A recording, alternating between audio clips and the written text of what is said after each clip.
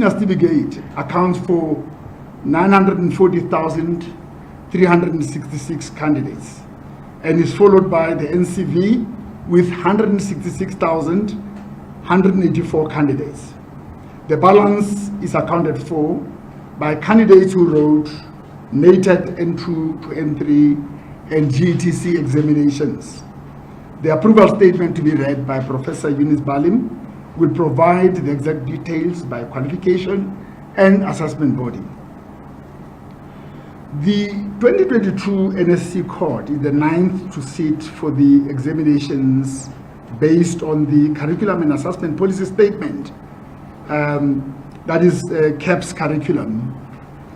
The year 2022 was dissimilar to the previous 2 years, 2020 and 2021, because it was the year in which the examinations were written under no COVID-19 related restrictions.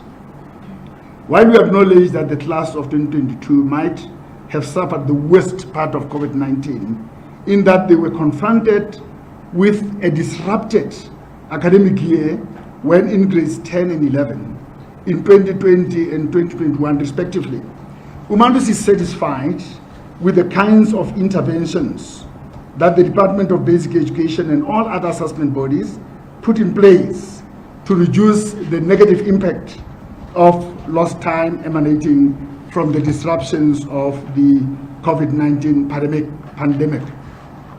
As a reminder, on the 23rd of September 2022, the month during which Umalusi celebrated its 20th anniversary, we launched an important research report titled International Benchmarking of the National Senior Certificate. This study, which was commissioned to ACTIS, formerly known as the UK NARIC, benchmarked the National Senior Certificate against 5 international qualifications: the International Baccalaureate Diploma Program, Kenya Certificate of Secondary Education, New South Wales High School Certificate, the Zimbabwean Forms 5 to 6 Advanced Level, and Cambridge Assessment International Education AS and A levels. The overall conclusion of this study is that the NSC provides its holders with an internationally comparable level of education. The full report is accessible on the Umalusi website, www.umalusi.org.za. Umalusi derives its mandate from 2 pieces of legislation. As South Africa's Quality Council for General and Further Education and Training, Umalusi derives its mandate from the General and Further Education and Training Quality Assurance Act 58 of 2001 as amended in 2008, and the National Qualifications Framework Act 67 of 2008 as amended. Section 17A of the same Act, the Genfetwa Act, confers a range of powers and functions on Umalusi in relation to quality assurance. Amongst the functions included under these sections are that the Council must perform the external moderation of assessment of all assessment bodies and education institutions, and the Council may adjust raw marks during the standardization process. Umalusi exercises these powers and functions to both public and private assessment bodies. The sections of the Genfetwa Act that I've just quoted signal that Umalusi is entrusted with a very important task of assuring the quality of the entire value chain of the national examination process. It is the vision of Umalusi to be a trusted authority in fostering high education standards in general and further education and training sector of South Africa. The operative word here is trust. Therefore, at the heart of Umalusi's quality assurance processes is the need to inculcate trust in the people of South Africa and those beyond the borders. One of the critically important tasks performed by Umalusi before the start of the examination is the audit of the state of readiness of the public and private assessment bodies to manage and conduct national examinations.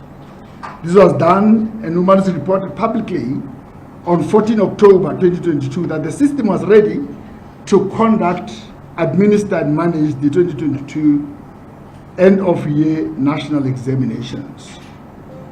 Concerning the quality assurance of assessment processes, Umalusi externally moderated and approved question papers, school-based assessment tasks, site-based assessment tasks, common assessment tasks, internal continuous assessment portfolios, and internal continuous assessment. We monitored a sample of examination centers during the writing of the examinations. Umalusi participated in marking guidelines standardization meetings in a selection of subjects.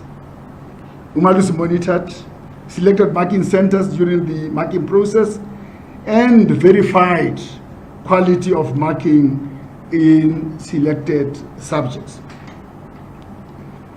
This examination experienced some hindrances in terms of the smooth running of examinations. In November 2022, Umalusi expressed its concern about the effect of load shedding, community protests, and reported cases of cheating on the smooth running and the integrity of the examinations.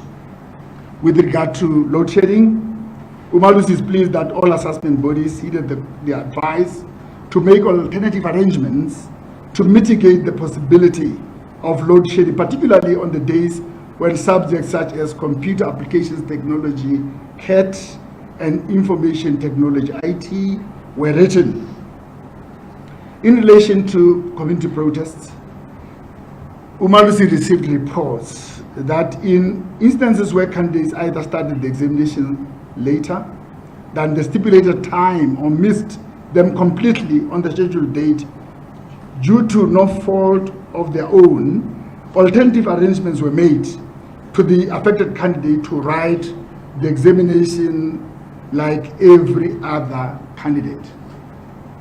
The special examinations were based on externally moderated backup papers, question papers, the standard of which compares with that of the original papers. We appreciate, as Umalusi, the effort of all the 4 assessment bodies for ensuring that candidates were shielded from all these hindrances and thereby ensuring that the integrity and credibility of the 2022 national examinations is not compromised. In the performance of its legislated areas of work, Umalusi leaves no assessment body behind. Umalusi engages constantly with assessment bodies. To illustrate the point, during the year 2021, Umalusi embarked on a process to review and strengthen the approaches and principles used to standardize results. The process was conducted through work streams, and letters were sent to assessment bodies inviting them to submit proposals to Umalusi in terms of how to strengthen the approaches and principles. In consideration of the proposals received from assessment bodies, Umalusi Council approved, on the recommendation of the Assessment Standards Committee of Council, the slight amendments introduced to the current standardization principles. The intention with the amendments had been to bring greater degree of clarity and simplification from the point of view of language. Upon the approval, the principles were submitted to all assessment bodies in May 2022. About the reported cases of examinations irregularities. Another equally important matter about which Umalusi remains seriously concerned are reported cases of irregularities during the writing of the examinations.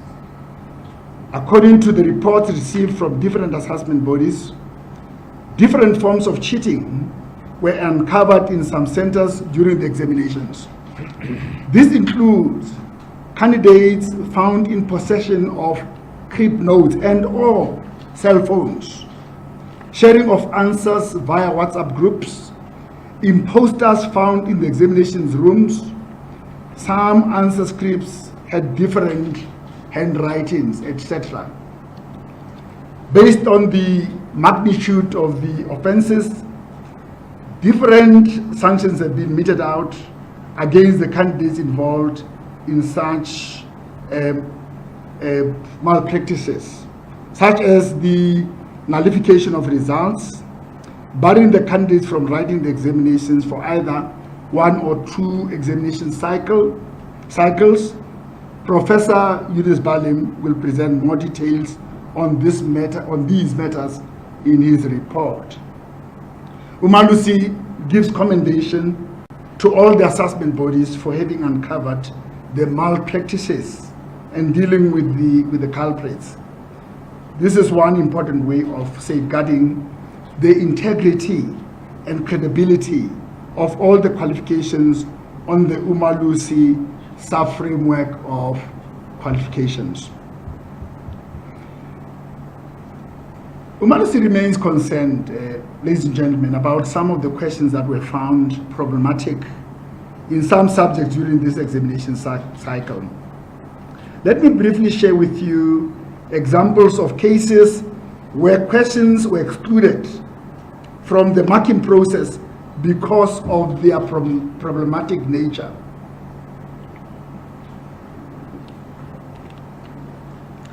These are examples of cases where questions were excluded.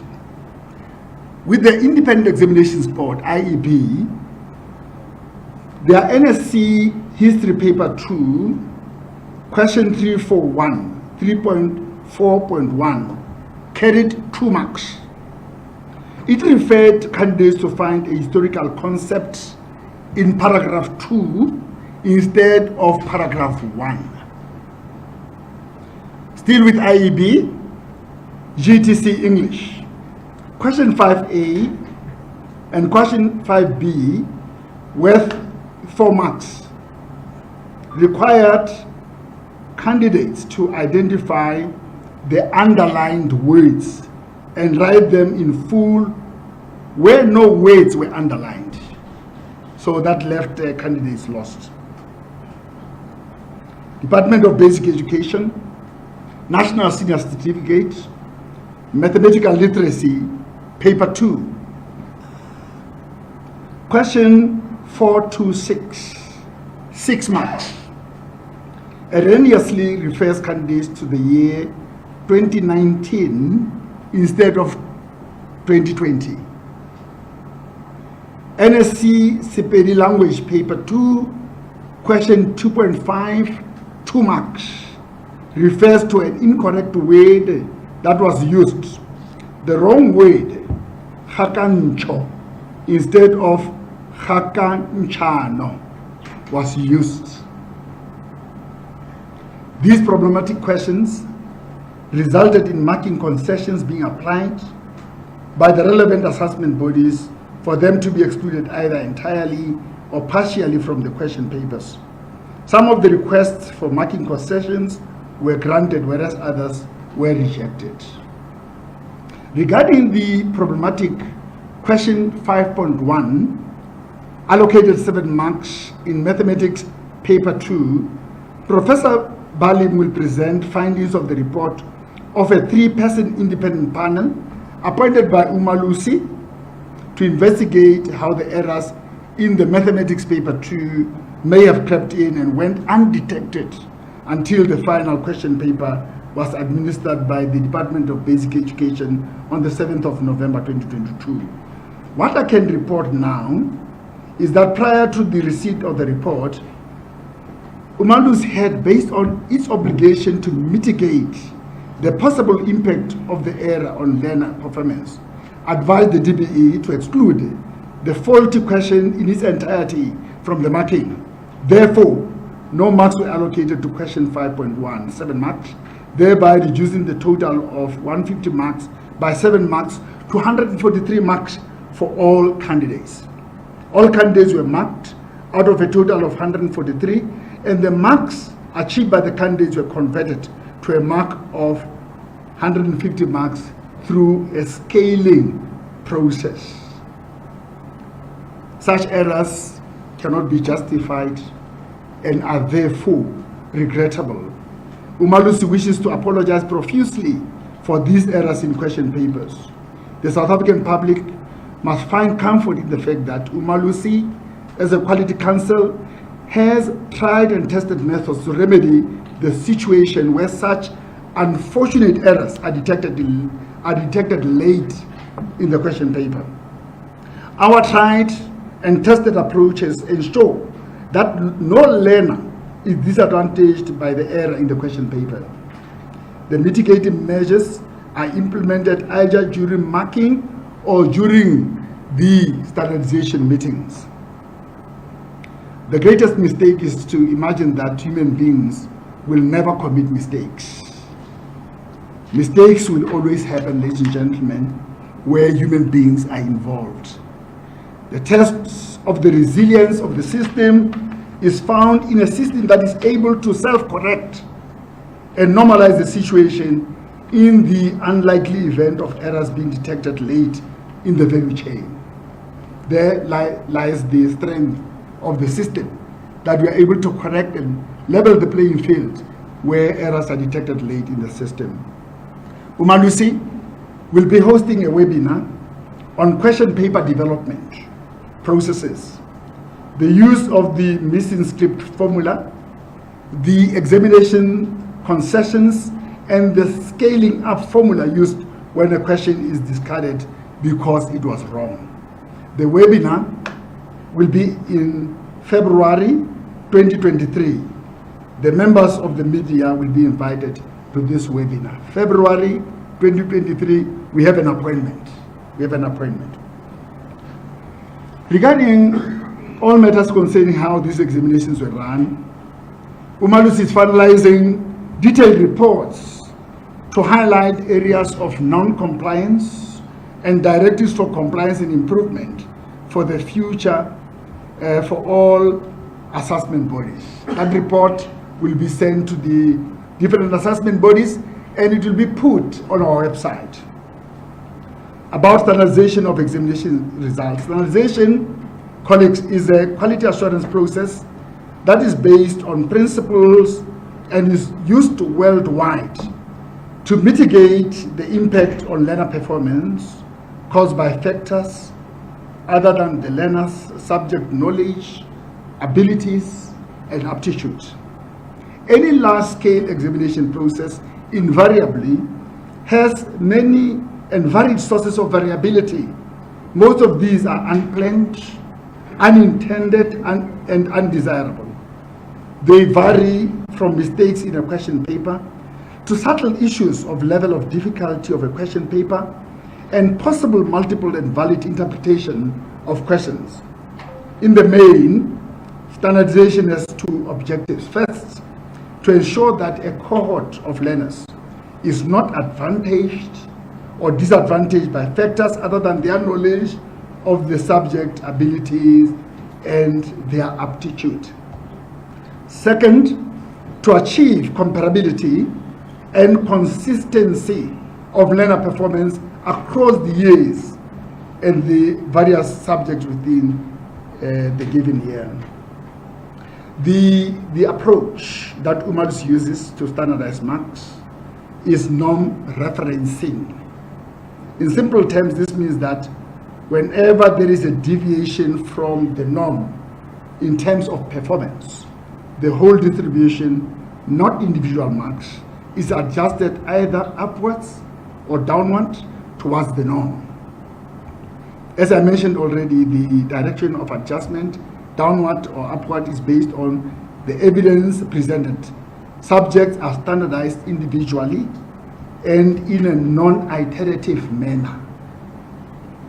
Let me take this opportunity to assure all South Africans that the Assessment Standards Committee of Umalusi Council, under the leadership of Professor Loizo Chita, arrives at standardization decisions after going through quantitative and qualitative reports to find evidence to serve as the basis for its decisions.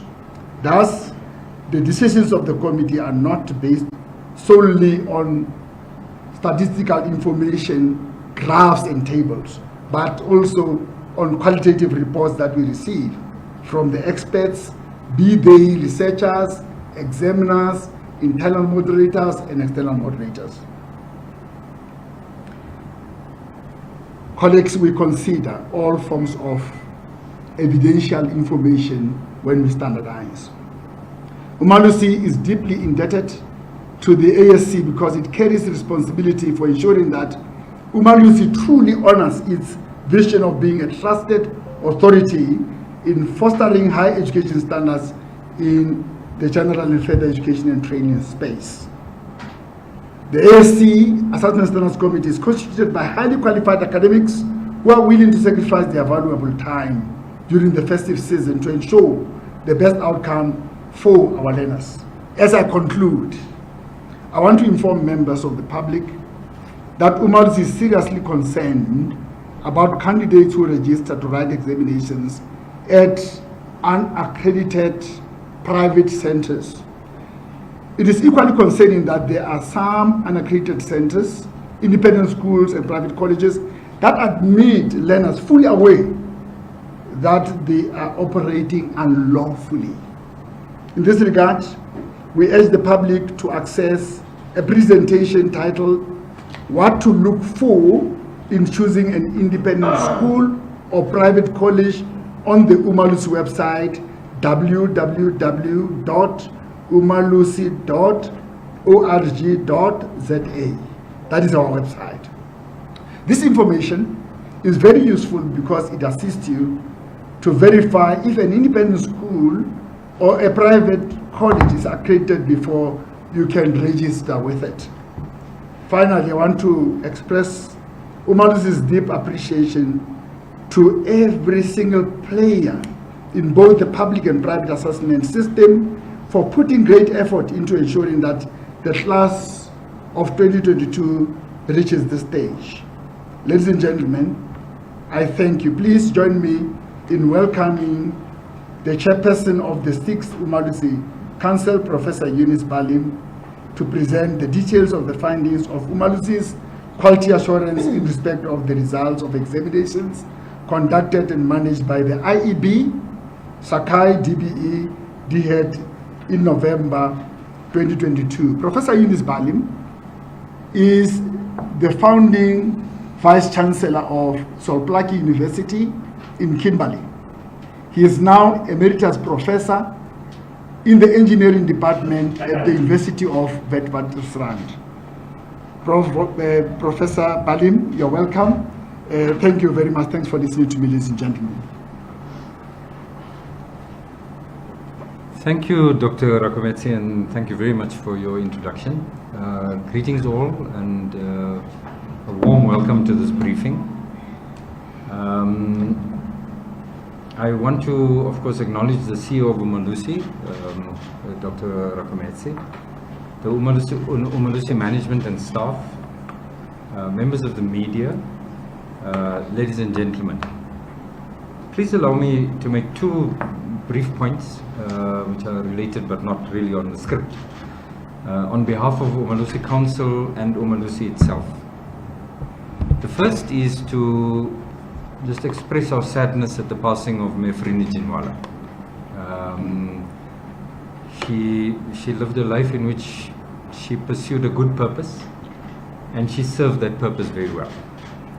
But in our few encounters that I had with her in shared discussions around the table, but also in her pronouncements, she was a fierce defender of the importance of education. She understood that very carefully. But she was also critically engaged with all of those who were charged with the burden or the task of educating our children. The second point I want to make on behalf of Umalusi and its council is to express our concern at the frequent, repeated, and often fatal attacks on staff and leadership of our education institutions. Most recently, of course, was the attack on the Vice Chancellor at Fort Hare University. It's not the first. And sadly, an innocent person lost his life in that attack. This is an attack, of course it's an attack on person, and it leaves us sad. It left a family without a father, without a husband, without a brother, and we're very sad at that. But it's also a full frontal attack on the education of young people in this country. And we really do want to express our deep concern at this development. And to ask the general public in our country, not without taking action against it, physical action, but at least to speak out against this. This is an attack that as a society we can ill afford, and we certainly should, not be tolerating. Thank you. As explained by the CEO, Dr. Rakometsi, Section 17A, Part 4 of the General and Further Education Training Quality Assurance Act, so-called GENFEDQUA Act, as amended in 2008, entrusts Umalusi with the duty and the power to perform standardization of examination results at exit points. And it states that the Council may adjust raw marks during the standardization process. That's an important point of departure for this presentation.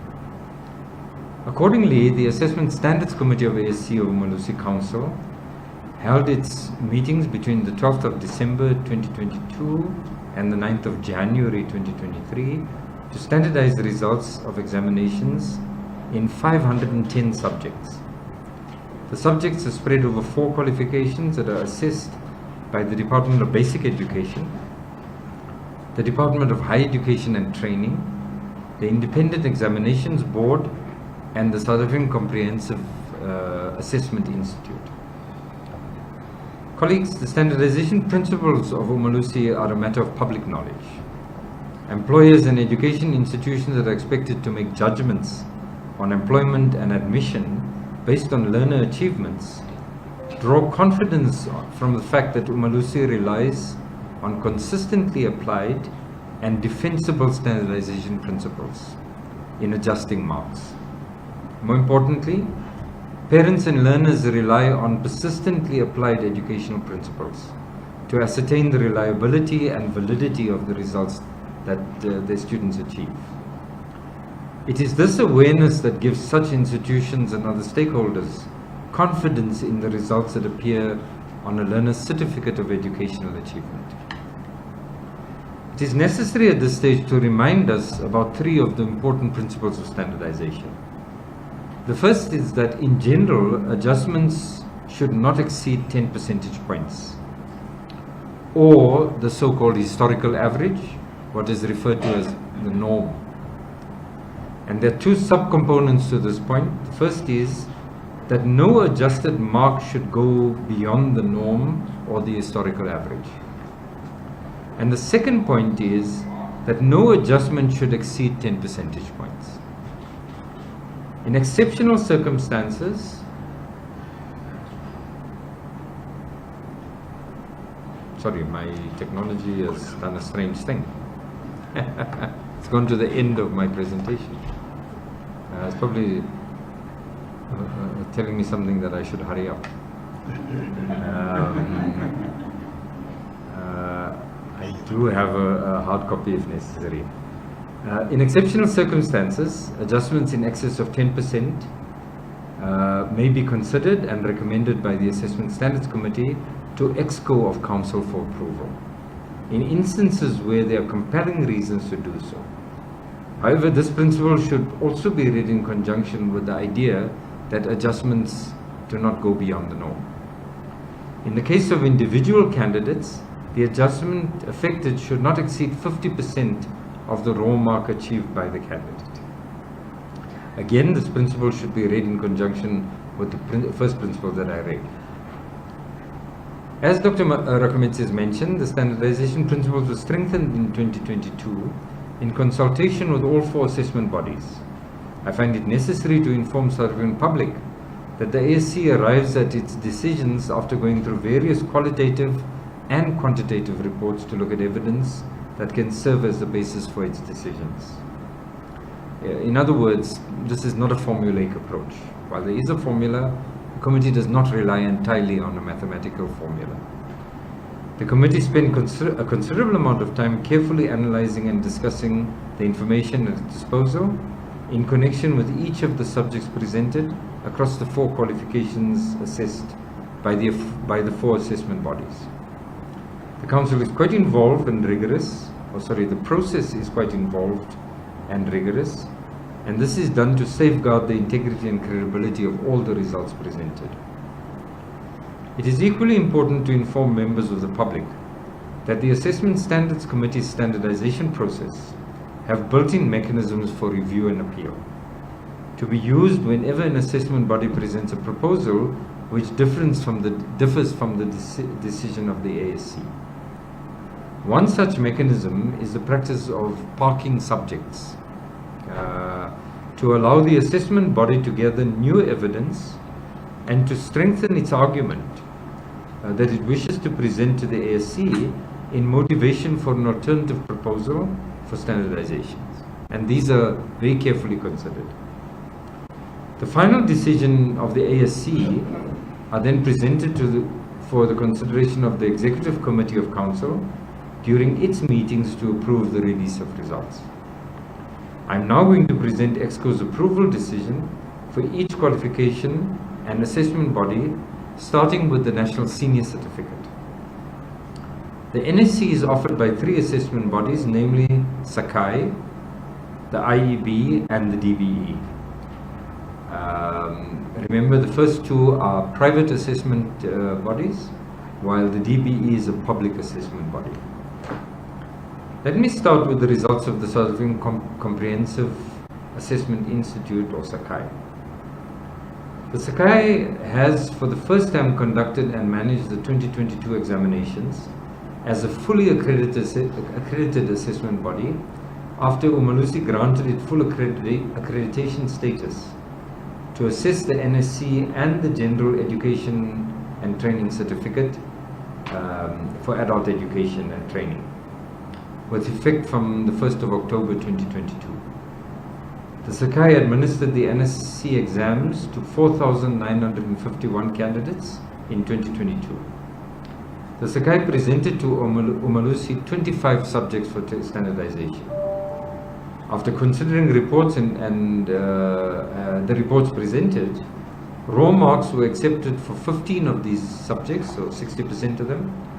7 subjects were adjusted mainly upwards, that is 28%, and the remaining 3 subjects were adjusted mainly downward. In general, the number of subjects that has been offered by Sakai over the past 4 years, has remained reasonably constant, and its performance has been consolidating. Colleagues, there's much more detail in my report that of course will be available to you in the hard copy of the presentation that you will receive. I will merely highlight a few of the figures. And as I said, these hard copies will be made available to you after the presentation. Just to highlight a few, in the case of Sakai, the raw marks were accepted for subjects like accounting, life sciences and physical sciences. History, on the other hand, was adjusted upwards. Mathematical literacy and mathematics were adjusted downwards. As I say, the report for all of the subjects is included. And now to formally read the statement for the approval and release of results. Having studied all the evidence presented, the Executive Committee of Umalusi Council concluded that the examinations were administered largely in accordance with the regulations pertaining to the conduct, administration and management of the National Senior Certificate Examination. The irregularities identified during the writing and marking of the examinations were not systemic and therefore did not compromise the overall credibility and integrity of the November 2022 National Senior Certificate Examinations administered by the South African Comprehensive Assessment Institute. The Executive Committee of Council therefore approves the release of the Sakai November 2022 National Senior Certificate Examination results. In respect of an identified irregularity, the Sakai is required to nullify the results of the candidate implicated in the irregularity. Umalusi is concerned about the storage of examination scripts at examination centers for a prolonged period and the negligence observed in the sharing of question papers with the Umalusi post-examination analysis team, which led to a compromise of 4 approved November 2022 NSC examination question papers. The Executive Committee of Council commends the Sakai for conducting a successful examination. I now move on to focus on the IEB results. The IEB had 13,536 candidates who wrote the examination in 262 examination centers in 2022. The total number of subjects presented by the IEB for standardizations was 61, and after considering the accompanying evidence, raw marks were accepted for 47 of the subjects, that's 77%. Mainly upward adjustments were effected in 10 subjects, or 16%, and mainly downward adjustments were made in 4 subjects, around 7%. Again, the number of subjects remained reasonably consistent in the IEB, if slightly decreasing over the past 4 years. But in general, the IEB is holding a fairly constant and steady ship. Just as illustration, raw marks in the IEB system was accepted for geography, mathematical literacy and mathematics.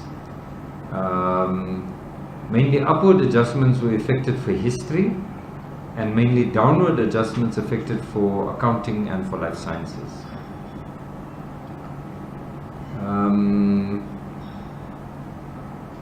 For the IEB then, the statement to approve the release of results reads as follows.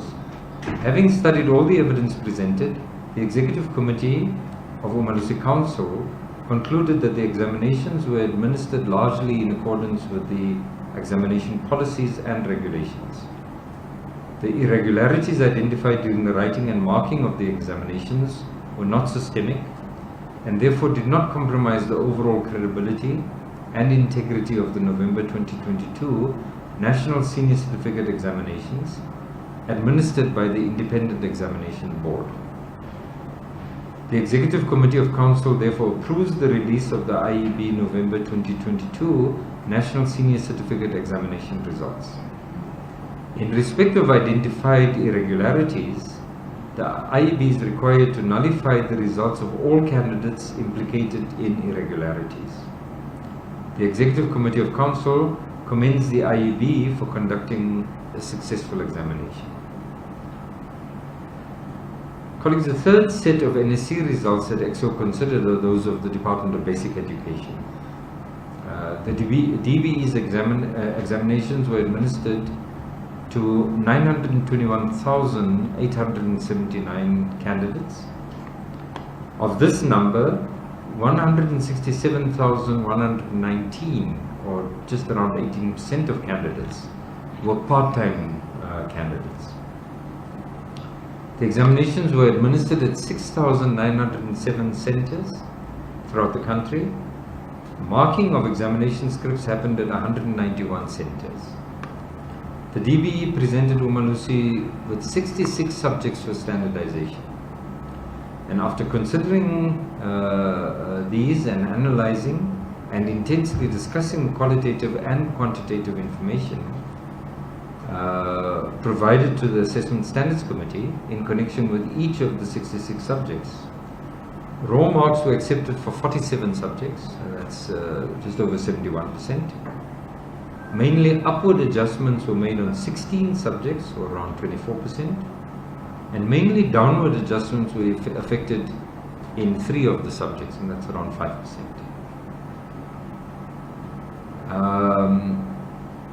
Again, the number of subjects in the offered by the DBE has remained reasonably consistent over the years. And I do want to speak particularly to the problematic question 5.1, which Dr. Rakometsi has also referred to. Umalusi appointed a 3-person independent panel to investigate how the errors in mathematics paper 2 may have crept in and went undetected until the final question paper was administered by the DBE on the 7th of November 2022. In terms of process, the panel audited 4 processes that are linked to question paper, and these are the examination paper development process, the external moderating process, editing and typesetting processes, and proofreading process. The panel evaluated the documents provided, interviewed the examiners, internal and external moderators, and language editors. Based on this, the findings of the panel is that the error in mathematics paper 2 occurred at the very last step in the chain of internal and external moderation, and language editing and typesetting. Before the submission of the report, Umalusi had, based on its obligation to mitigate the possible impact of the error on learner performance, advised the DBE to exclude the faulty question in its entirety from the marking. Therefore, no marks were allocated to question 5.1, which amounted to 7 marks, thereby reducing the total of 150 marks for that paper, which was paper 2, by 7 marks to 143. Note that mathematics carries a total of 300 marks. The adjustment was to paper 2 only, which counts 150 marks. All candidates were marked out of a total of 143 marks, and the marks achieved were converted to a mark of 150 marks. So, in other words, the benefit was an upscaling benefit to correct for the error. The mainly upward adjustment of marks for students in mathematics, which was done by the Assessment Standards Committee, has further dealt with the error in the mathematics paper. Umalusi is satisfied that it has mitigated the effect of the error in the paper through the standardization process. The mainly upward computer adjustment served as an additional mitigating factor, as I said. Since at the heart of the process, or rather the focus of the process, was to find solutions, EXCO is grateful that both Umalusi and the DBE have derived valuable lessons from the panel's work in terms of how to manage real or perceived errors in any question paper going forward. The lessons should be extended to the rest of the assessment bodies in order to strengthen the system on a continuous basis. And the panel that I referred to has made very constructive and useful recommendations on how the system and processes can be improved to avoid this kind of oversight. In the case of the DBE, again just to highlight examples, subjects like accounting, English home language, mathematics literacy, physical sciences, the marks were accepted in their raw state. In the case of, sorry, I lost my place. In the case of, for example, history and mathematics, the marks were adjusted upwards. In the case of economics and geography, as examples, there was a generally downward adjustment. And that then to the statement of approval for the release of the results. Having studied all the evidence presented, the Executive Committee of Umalusi Council concluded that the examinations were administered largely in accordance with regulations pertaining to the conduct, administration and management of the National Senior Certificate Examination. The irregularities identified during the writing and marking of the examinations were not systemic and therefore did not compromise the overall credibility and integrity of the November 2022 National Senior Certificate Examinations administered by the Department of Basic Education. The Executive Committee of Council therefore approves the release of the DBE November 2022 National Senior Certificate Examination results.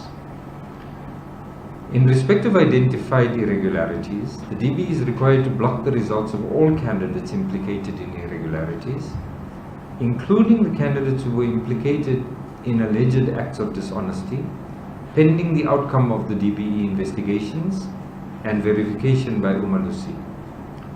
Particular attention should be paid to recurring matters of non-compliance. The Executive Committee of Council commends the DBE for conducting a successful examination on such a large scale. I've now turned to the General Education and Training Certificate, or so-called GETC, which is administered by the Sakai, IEB and the DHET. I'll start with the Sakai results. Sakai administered this examinations to 374 candidates. The highlight for this year is that the raw marks were accepted in all learning areas. There were 7 subjects presented, and as I said, all marks were accepted in their raw state. And this then takes us to the approval statement for the approval of the release of the results. Having studied all the evidence presented, the Executive Committee of Umalusi Council concluded that the examinations were administered largely in accordance with the applicable policies and guidelines. There were no systemic irregularities reported that might have compromised the overall credibility and integrity of the November 2022 General Education and Training Certificate for Adult Basic Education and Training. Examinations administered by the South African Comprehensive Assessment Institute. The Executive Committee of Council approves the release of the Sakai November 22 GETC ABET examination results. The Executive Committee of Council commends Sakai for conducting a successful and irregularity-free examination. I now turn to the GETC results for the IEB. The IEB administered the 2022 examination to 467 candidates in 7 learning areas. Of the 7 learning areas, raw marks were accepted for 4 subjects, whereas downward adjustments were made in the 3 learning areas, and no upward adjustments were made in 2022. And that takes us to the statement to approve the release of results. Having studied all the evidence presented, the Executive Committee of EXCO, or rather the Executive Committee of Umalusi Council, concluded that the examinations were administered largely in accordance with the applicable policies and guidelines. There were no systemic irregularities reported that might have compromised the overall credibility and integrity of the November 2022 General Education and Training Certificate, Adult Basic Education and Training examinations administered by the Independent Examinations Board. The Executive Committee of Council approves the release of the IEB November 2022 GETC ABET examination results. The Executive Committee of Council commends the IEB for conducting a successful examination. In this final section of the statement, the focus is on 3 sets of results linked to the examinations administered by the Department of Higher Education and Training. I deal first with the GETC results. The DHET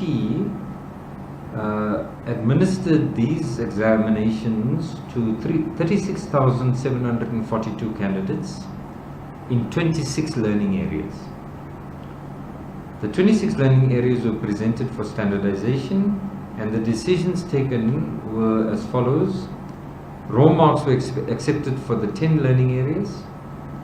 11 learning areas were adjusted mainly upward, and 5 learning areas were adjusted mainly downward. The number of subjects presented has remained consistent over the past 3 years. And that leads me to the statement of approval. Having studied all the evidence presented, the Executive Committee of Umalusi Council concluded that The examinations were administered largely in accordance with the national policy pertaining to the conduct, administration and management of the examinations of colleges, established, declared or registered in terms of the Continuing Education and Training Act. The irregularities identified during writing and marking of the examination were not systemic and therefore did not compromise the overall credibility and integrity of the November 2022 General Education and Training Certificate, Adult Basic Education and Training Examinations administered by the Department of Higher Education and Training. The Executive Committee of Council therefore approves the release of the DHET November 2022 GETC ABAT examination results. In respect of identified irregularities, the DHET is required to block the results of all candidates implicated in irregularities, including candidates who were implicated in the alleged acts of dishonesty, pending the outcome of further DHET investigation and verification by Umalusi. Umalusi is concerned about the high number of reported cases of group copying in this round of examinations. The Executive Committee of Council commends the DHET for conducting a successful examination. I now turn to the next set of results, which are for the National Certificate Vocational Levels 2 to 4 examination. The NCV Level 2 to 4 examinations administered by the DHET were offered or were written by 166,184 candidates. A total of 261 instructional offerings were submitted for standardization, and the decisions taken are that raw marks were accepted for 146 of these subjects, which is about 56%. Mainly upward adjustments were made in 66 subjects, 25%, and mainly downward adjustments were affected in 49 subjects, or around 19%. And this then leads me to the approval statement for the release of the results. Having studied all the evidence presented, the Executive Committee of Umalusi Council concluded that the examination was administered largely in accordance with the national policy pertaining to the conduct, administration and management of the examination of colleges, established, declared or registered in terms of the Continuing Education and Training Act. The irregularities identified during the writing and marking of the examination were not systemic and therefore did not compromise the overall credibility and integrity of the November 2022 National Certificate Vocational Examination administered by the Department of Higher Education and Training. The Executive Committee of Council therefore approves the release of the DHET November 2022 examination results. In respect of identified irregularities, the DHET is required to block the results of all candidates implicated in irregularities, including the candidates who were implicated in the alleged acts of dishonesty, pending the outcome of further DHET investigations and verification by Umalusi. The Executive Committee of Council commends the DHET for conducting a successful examination. In the case of the NATED N2 to N3 examinations administered by the DHET, the number of candidates who wrote the NATED program N2 N3 examinations was around 79,000 candidates. A total of 56 instructional offerings were submitted for standardizations, and of these the raw marks were accepted for 35 subjects, or 63%. Mainly upward adjustments were made in 11 subjects, around 20%, and mainly downward adjustments were affected in 9 subjects, around 16%.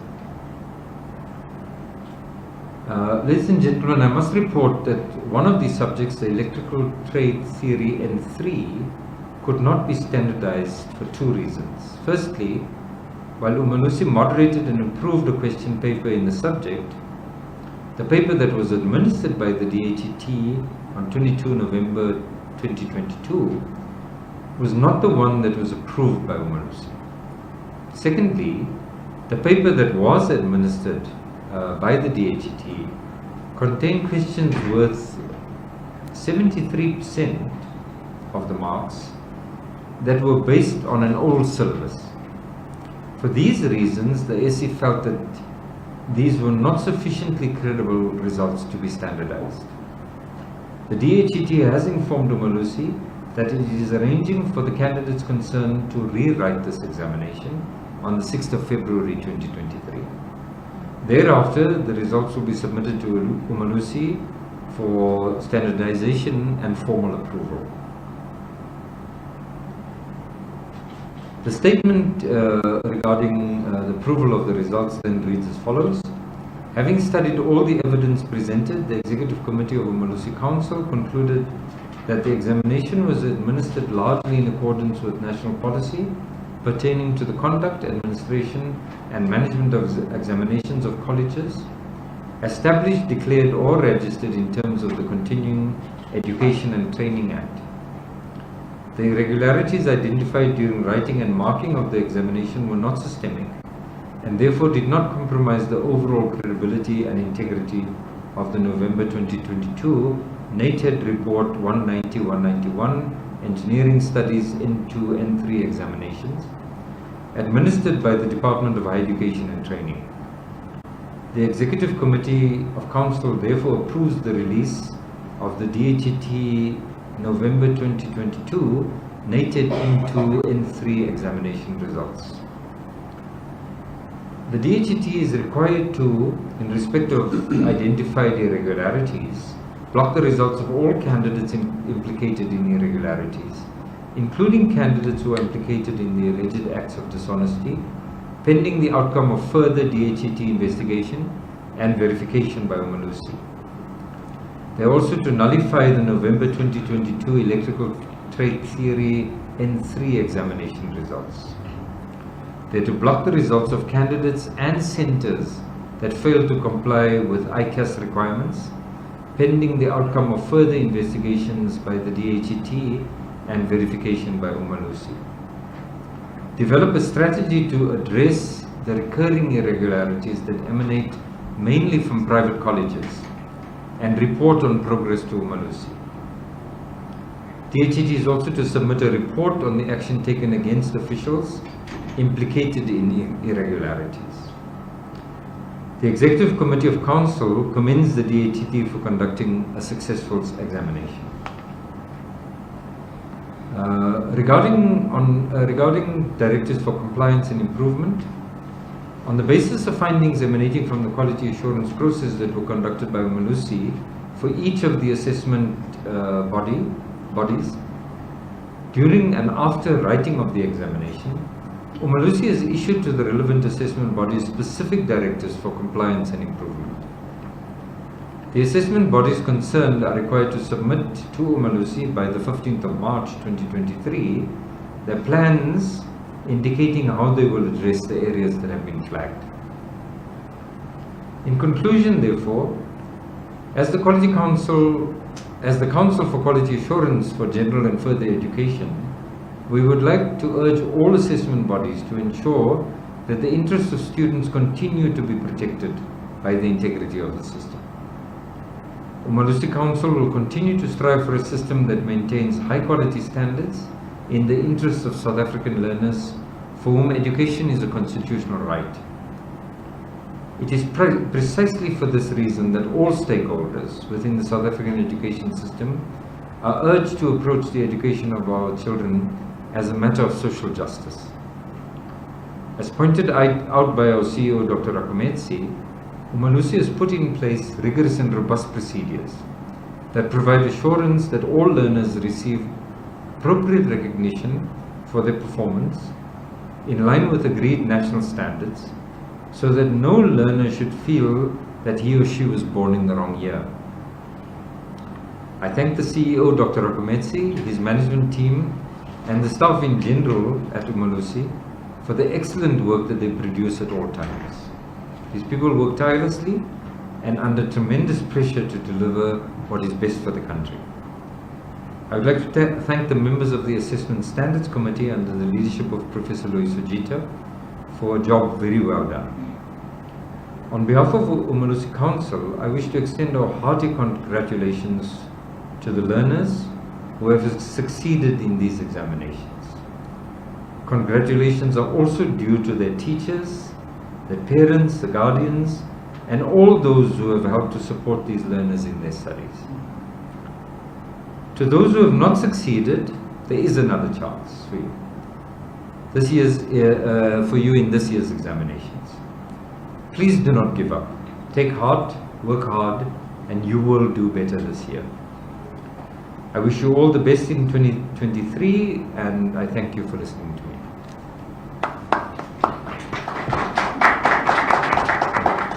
Thank you very much, Professor Balim, for reading the statement of the Executive Committee of Umalusi Council on the 2022 National Examination results, and thanks to the CEO of Umalusi, Dr. Rakometsi, for the opening remarks and providing the rich context to the journey that brought us here. Ladies and gentlemen, now I am going to open the floor for questions, and how we're going to be doing this is, I think we will take this in batches of 3 to 5 hands, and you will ask your questions. You will introduce them by introducing yourself, the media house you represent, you ask the questions, they will be responded to, and we will move on to the next round. Can I see the hands? We have got the first hand over here. This is your moment. And the second one over there. Okay, while some of the colleagues are still trying to organize their thoughts in their heads, let's start with the colleague over here. Stuart.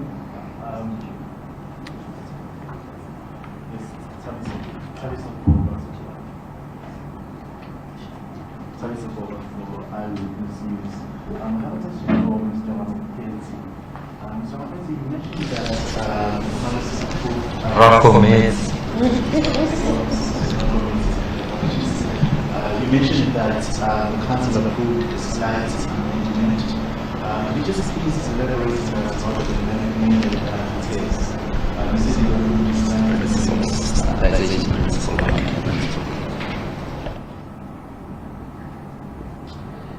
Good morning. My name is Makoba from ENC. I just wanted clarity in terms of the irregularities. Is there an indication of how many perhaps students or candidates with caught cheating, and how far are those investigations? When are they likely, or when is Umalusi like to have conclusion on these matters? Thank you. Do we have a third hand, Stephen? No? Okay, let's have the... Okay.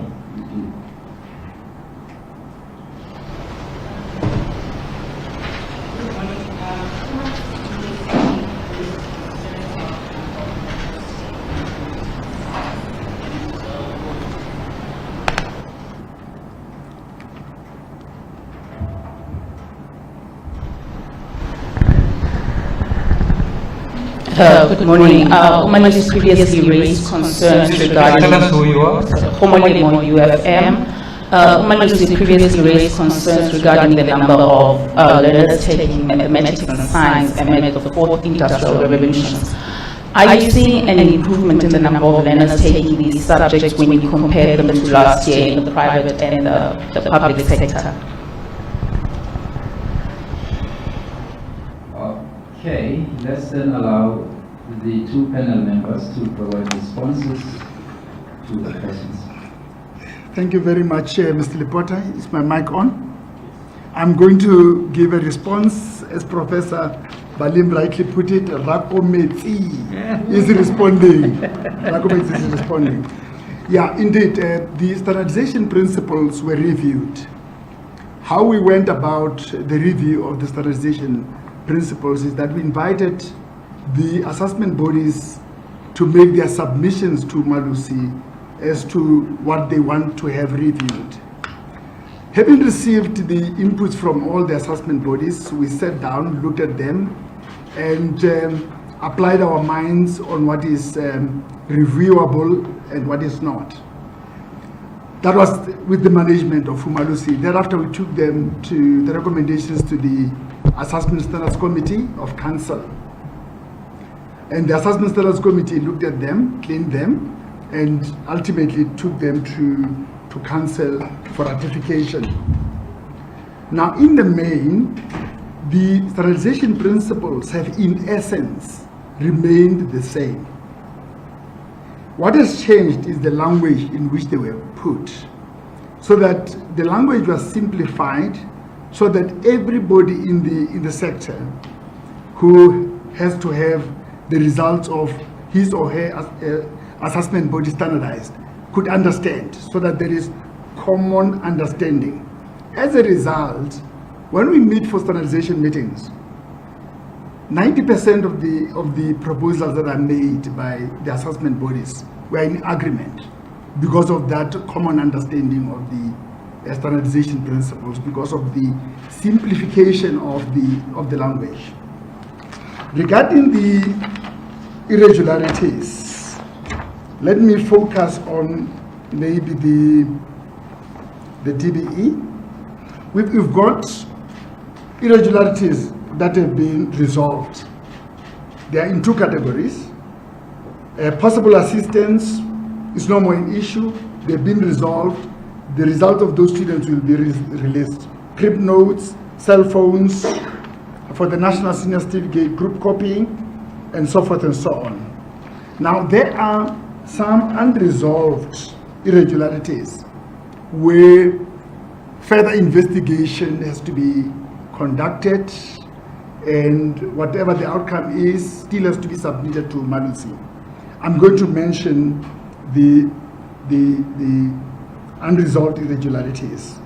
Possible assistance, we've got a number of cases: Eastern Cape 2, KZN 4, Northwest 2. Possible assistance in the examination. Number of candidates: Eastern Cape is 4, KZN 600, Northwest 2. Group copying, unresolved. Eastern Cape 5 centers, learners involved 52. Free State 1 center, learners involved 14. Gauteng Province 2, learners involved 6. KZN 2 centers, learners involved 118. Mpumalanga, 58 centers involved in that WhatsApp group that has been spoken about a lot in the media. 58 centers, I said. And the number of candidates involved is 1,289. 1,289. Northwest 2 centers, and then the number of learners is 9. Copying from each other, unresolved irregularities. KZN 1 center, 2 candidates involved. Mpumalanga Education, 5 centers involved, 8 learners involved. I can go on and on. The list is long. We can spend the whole day here. Not to say there were a lot of problems, but there'll be cell phone issues here, and then at the time when the investigation is conducted, the learner is not available to account for his conduct. And I need to just emphasize something here. I can go on and on. It is different handwritings. You know, script marked irregular, not supporting evidence provided. Using porn as an artistic expression. Candidates marked absent but have the script. Assistance from the scribe. With learners with disabilities, they have to be assisted by the scribe. Hello? I apologize here. I didn't get that far. Artistic expression. You heard it. You see, how I know you heard it? I saw the smile on your face. Okay, let me repeat, because the smile on your face betrayed you. Using of porn as an artistic expression. Right on. Okay. Access to question paper and provision of answers during writing. Candidates stole a fellow candidate's answer script and destroyed it. I can go on and on. They are minor, few learners involved, but those are the instances. Now, in instances where we have group copying, learners being assisted by the invigilators. We have requested, as Umalusi, that the DBE and DHET in particular should submit reports on action taken against the officials implicated in the irregularities, because in the majority of instances, we seem to be focusing on the candidates. But we've got invigilators here who are officials, they are teachers. So we want to see action taken in that regard. Thank you very much, Chair. Okay. Let me respond to the question from, is it Khomole? Yeah? Khomole at UFM. And your question related to the number of learners taking maths and science. If you listen to the numbers, it's clear that the Department of Basic Education has the overwhelmingly large number of students and learners in the system. They're just shy of about a million candidates. We have not seen any decrease in mathematics and science enrollment. The numbers are fairly static. They're in fact growing in accordance with the growth in the total number of students who are entering the system. But actually there are 2 points I want to make. I've given you the easy answer, the direct answer, which is no, there's no decrease. But there are 2 points I want to make which draw from your question and I think is implied by your question. The first is that our concern as Umalusi and as the Assessment Standards Committee is less with the number of candidates who register. Our concern is with the number of candidates who are able to get at least 50% in mathematics and in physical sciences. And as a proportion, that number has remained largely static. And I mean, I can give you the number, it's public knowledge. Around 22 to 25% of students who will write matric maths or science will manage to get at least 50%. Now, I think we'll all agree that that's not a measure of the intellectual ability of young learners in this country.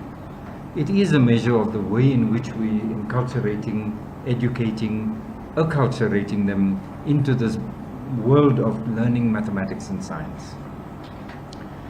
The second point I want to make is I want to take away the conversation that links mathematics and science ability with this thing called the fourth industrial revolution, as though only people who get involved in high tech and lights that go on and off and buzzers that go on and off are the people who need mathematics or need physical sciences. The reality is that competence at the high school level of mathematics should be normal and conventional for every citizen. Mathematics, remember, as I've said before, is a branch of philosophy. It's about logical reasoning. Mathematics teaches you how to distinguish between inductive and deductive reasoning. And that is a competence and a capacity that every citizen should have. You can't imagine a medical doctor doing diagnosis who is not able to tell different forms of reasoning to arrive at a conclusion. Equally, you can't imagine a factory worker who is not familiar with that competence. So ability in mathematics has less to do, yes, of course it's necessary in the world of robotics and artificial intelligence and so on, but actually it should be the business of every citizen. So the idea that mathematics is compulsory as a subject in high school is something that I would support, and that certainly Umalusi supports, so that everybody leaves with at least a basic working competence and knowledge of the principles of mathematical reasoning. And that is important for every citizen. Thank you. Thank you, Dr. Rakomedzi. Thank you, Prof. Balim. Let's now move on to the second batch of hands. I see 1, 2 over here.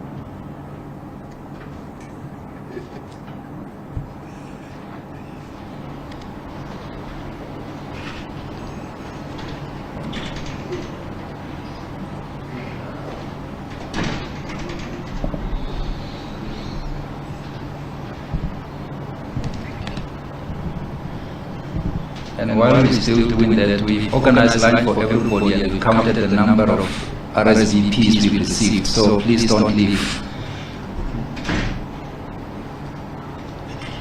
Okay, shall we start?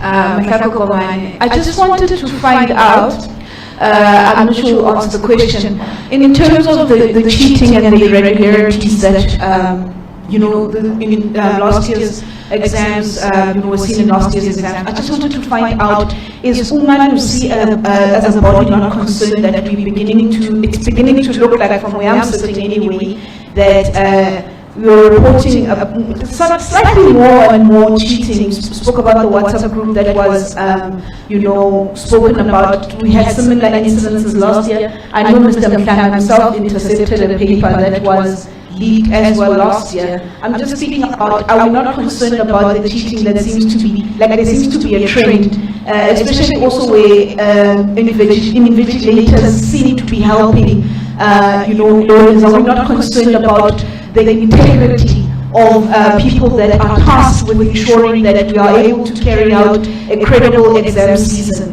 The second one that I also, I think I wanted to ask about is that we spoke about the questions, the issues with the questions there that happened there. Whose responsibility is that to ensure that students do not feel that they are somewhat accidents of history, or they are victims of a system that is not airtight, because nobody gets to generally write this thing the second time. For the students that have personal goals to achieve, how does this affect them, and what are we doing, or what has the conversation been with the department to ensure that this does not happen again? Thank you very much.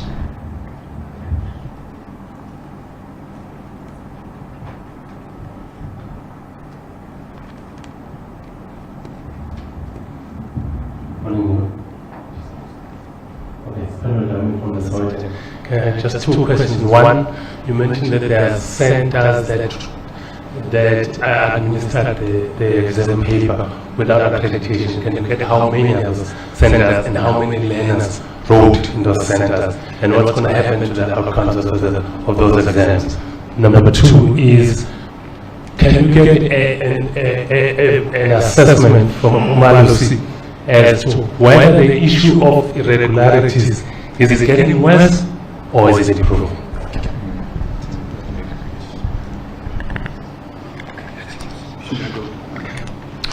Okay, so we have only two hands. Oh, we have a third one over here.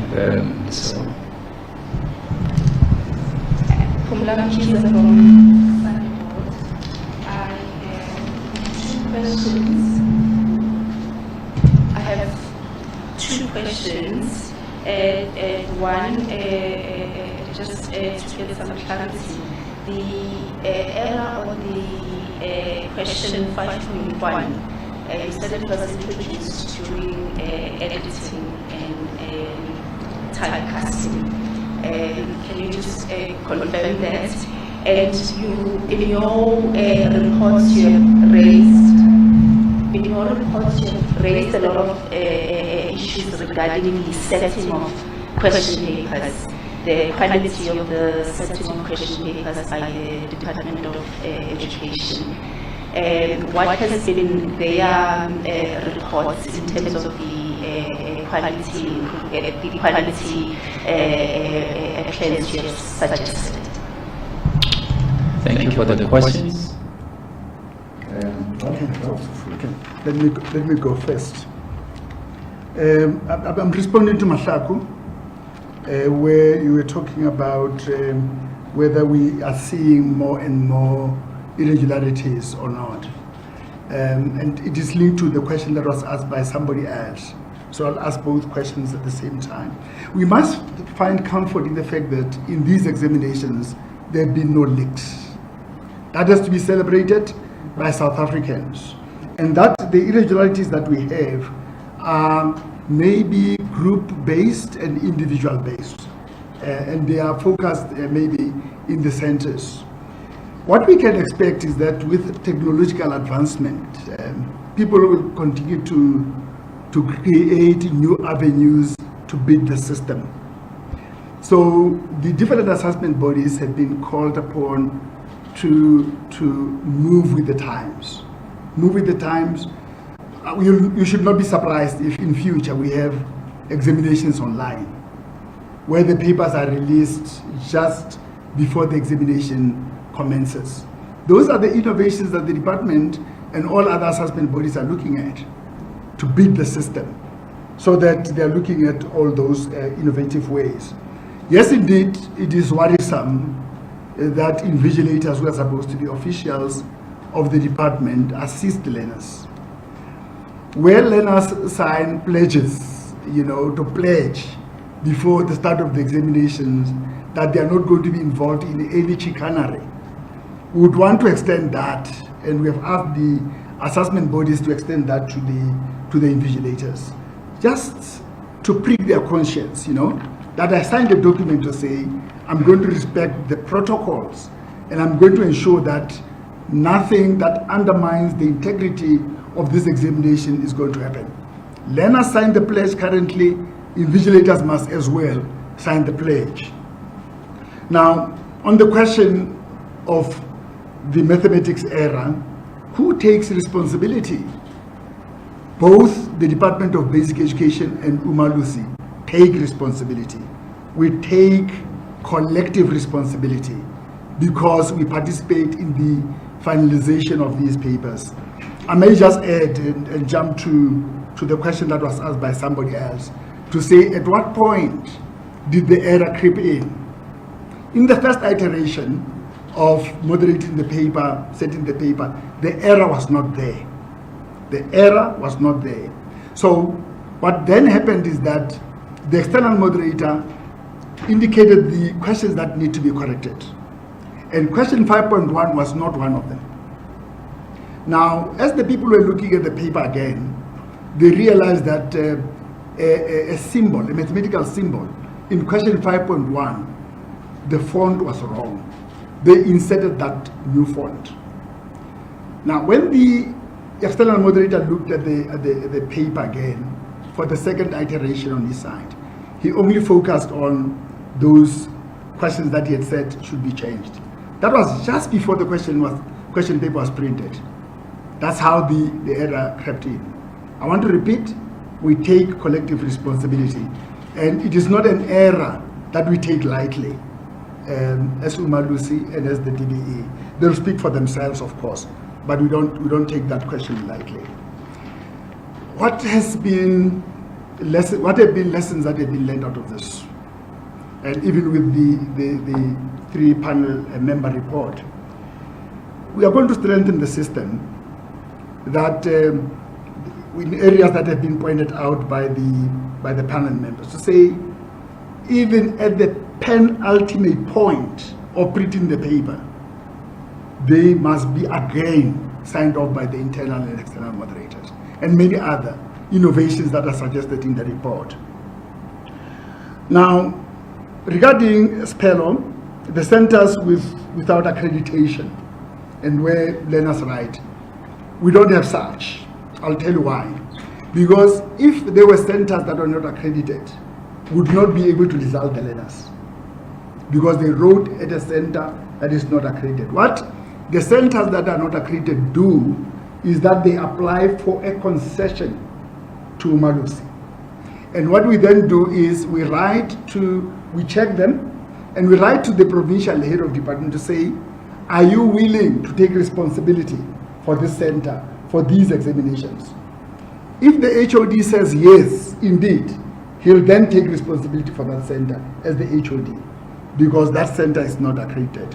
They then get a green status from us to say, we allow you, because the head of department in the province is taking responsibility for the accreditation center, unaccredited centers.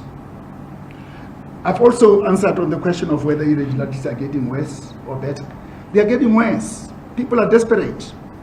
And we're not going to allow this train to just run, because it will affect the currency of the qualification. That is why we have appealed to all assessment bodies to put measures in place to curb these practices. And we also commend the assessment bodies for identifying the irregularities themselves without even the members of the community blowing the whistle. So the assessment bodies are on the ball in this regard. Okay, I think this has taken care of the questions raised by Mem Kize also. Thank you very much. May I add a comment to this issue of irregularities and the accommodations that Umalusi has to, and the assessment bodies have to make in order to give what we think are credible results. And I think you've got a sense that there are a whole range of them. Some of them are cheating, some of them are load shedding issues, and genuinely students were there but they weren't able to get there to the exams. I don't want to give a moral or ethical lecture on why people should or should not be cheating, except to say, as Dr. Rakometsi said, examinations have become high stakes in modern society. These are high stakes, and achievement carries with it a lot of social mobility, and it's important. But that said, it's not a reason why we should think of the problem as only a learner problem or only a teacher problem. There is one practice that I really want to speak about, mainly because it touches in a very bad part on my soul where I don't like to be touched. And that is protest action that keeps children away from school. There's something wrong when we say, I'm protesting, I don't know, for a job or a road or water or something, and as a result a child cannot go to school. We're seeing that going on in other countries around the world. We see that in communities. Girl children should be kept out of school. Certain poor people should be kept out of school. It's a most unspeakable habit. As I said, it's a bit like watching somebody burn books.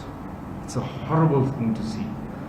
And it marks a community that is really disrespectful of what is essentially the most important thing in a young person's life in the modern world. I also want to make another point, and that is, yes, and we very strongly focused on matric and the possibility that students will get into higher education and questions of the access of mathematics would give you, etc. There is also the further education and training sector.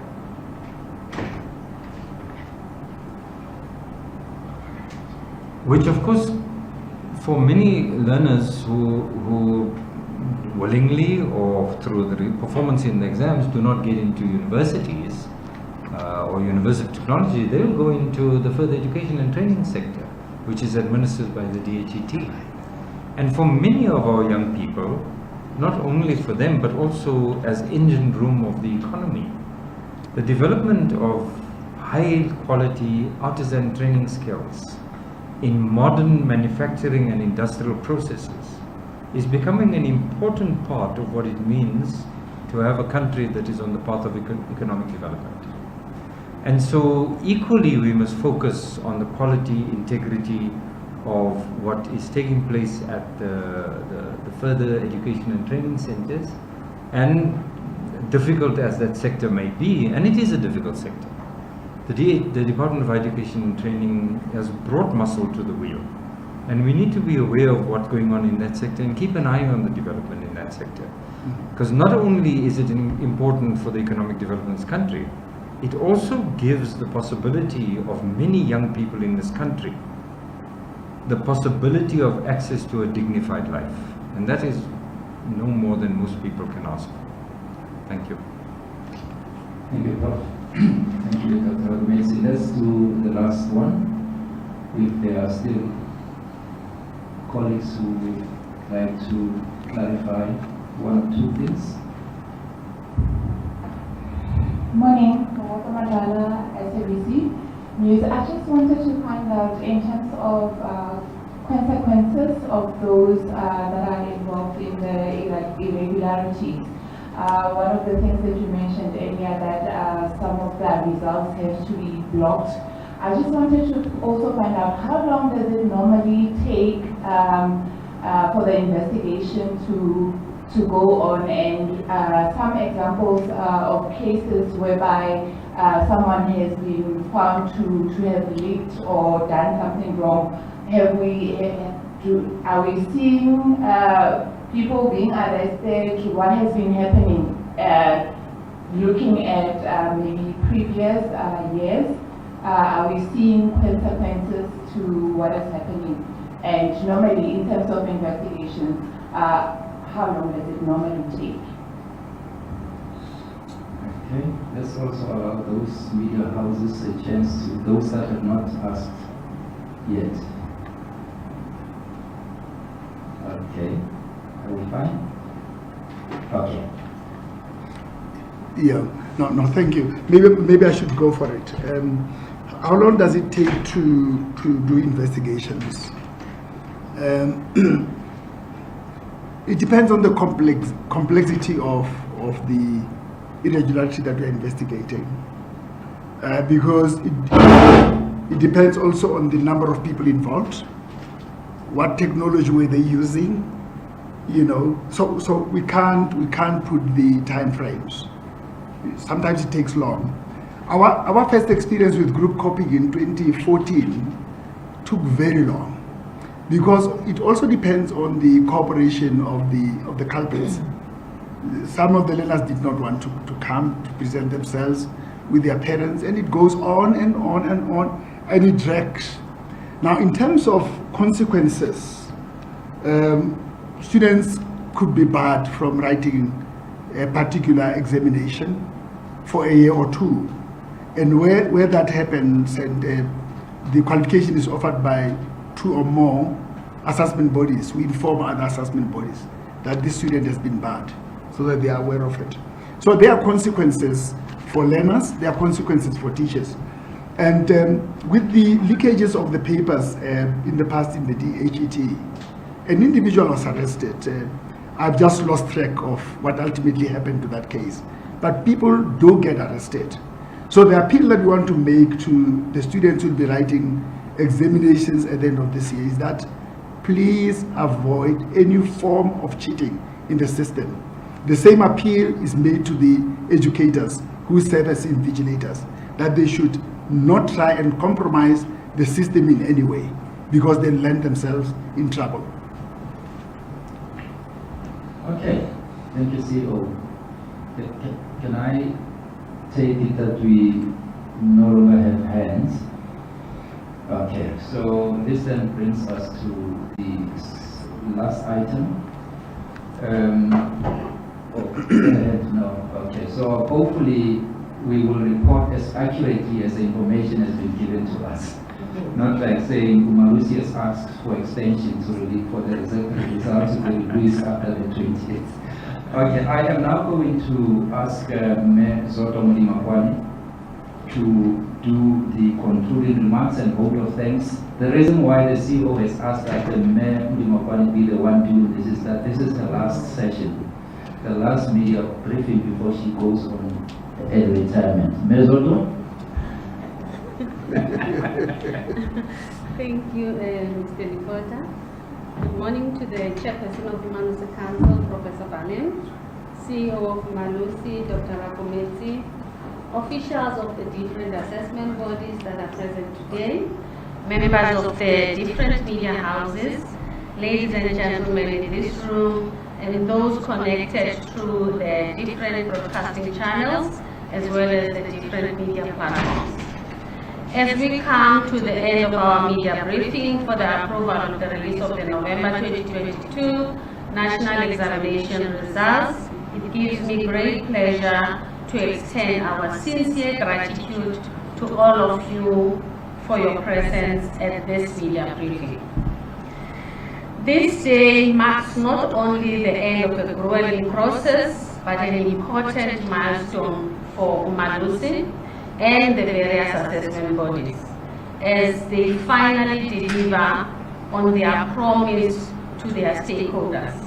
Prof. Vadim has indicated the stakeholders in detail that it's not only about the learners, it's It's not only about, it's more about the parents, the guardians, the employers, and the higher education institutions. Those are the stakeholders of what we are about today. The class of 2022 is the first cohort to sit for the NSC, and I also want to mention the National Senior Certificate Vocational, because those two qualifications are 3-year qualifications. For NSC, it's grade 10, 11, and 12. For NCV, it's NCV level 2, level 3, and level 4. The CEO explained another unique feature of the class of 22, that is, they were subjected to COVID-19 challenges in grade 10 in 2020, in grade 11 in 2021 in the case of the NSC, and for the NCV, they were subjected to COVID challenges in NCV level 2 in 2020 and NCV level 3 in 2021. So we are dealing with a unique class this year. We also acknowledge that behind each candidate of the class of 2022, there is a learner, there is a parent, there's a guardian, there's a teacher, there's a school principal, there's a role model, there's a sibling, there's a relative, there's a friend, and the list goes on. So we would like to thank all the people that made it possible for the class of 2022 to complete their 12th year or 13 years of schooling and their 2022 national examination. Because it didn't start in 2022, it started when they started in grade R or grade 1. So to everybody who has made a contribution to the class of 2022, I would like to quote a known African proverb that says, Umuntu, umuntu ngabantu. Literally translated, it says a person is a person through other people, and you can also say it as I am because we are. So I would like to say, as proud South Africans, let us all nurture and enhance the spirit of Ubuntu.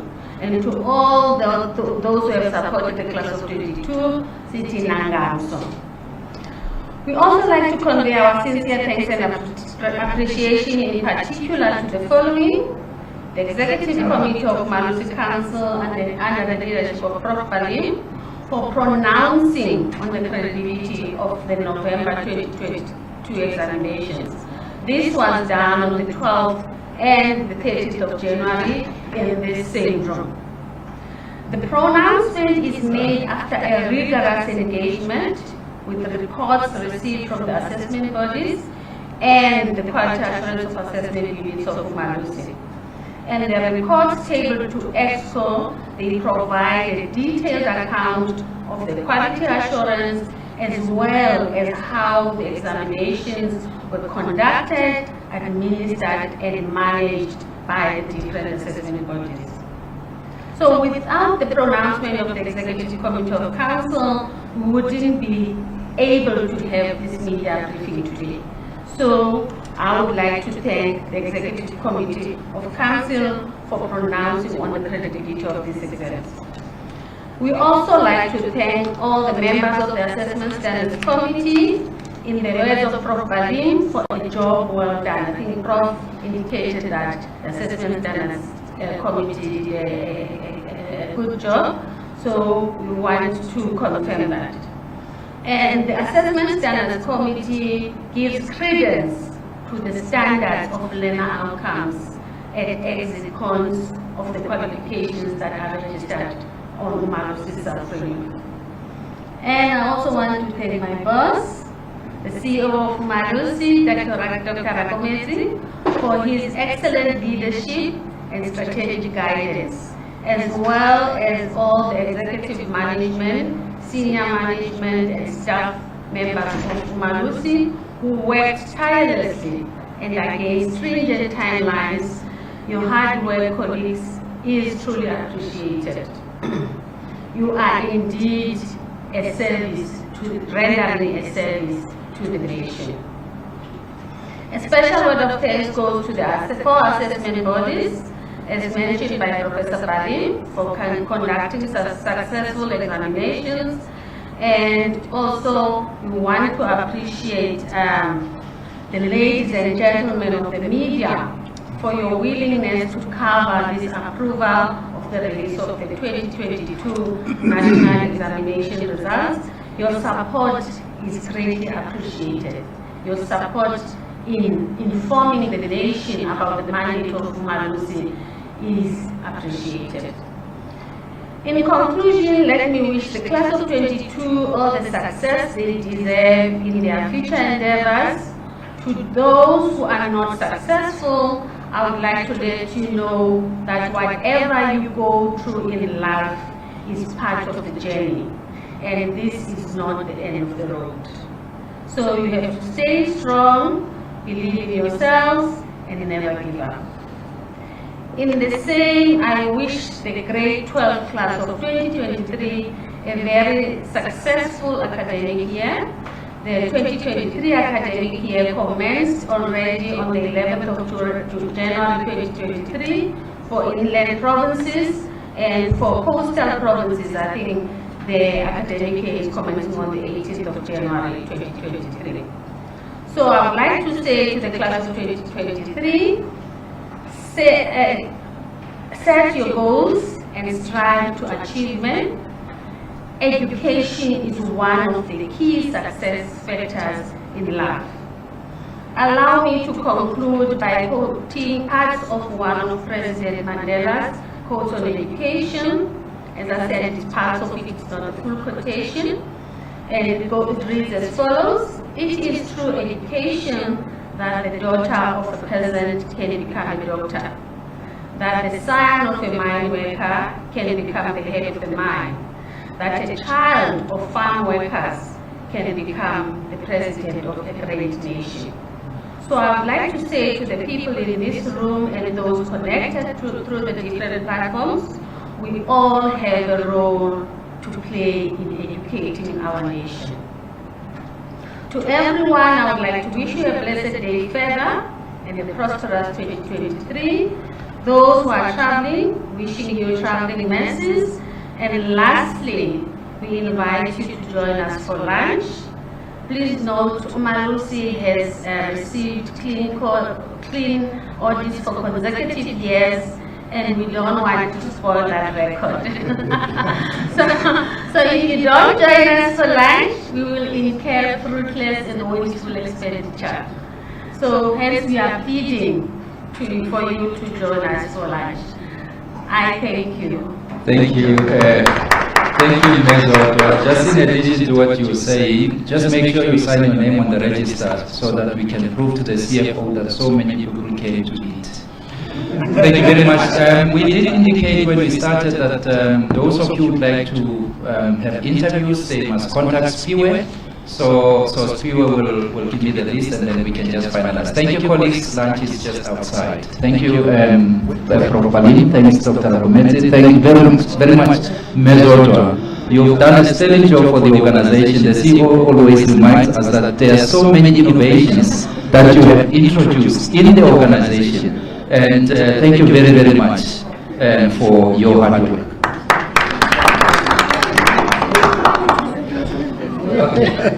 Thank you, Prof. Wow.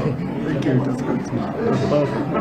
My voice was going and I was dry in the mouth. I was struggling to articulate. Yes, I need one thing. Thank you. Is the number that you were reading of resolved cases when we are talking about the number, even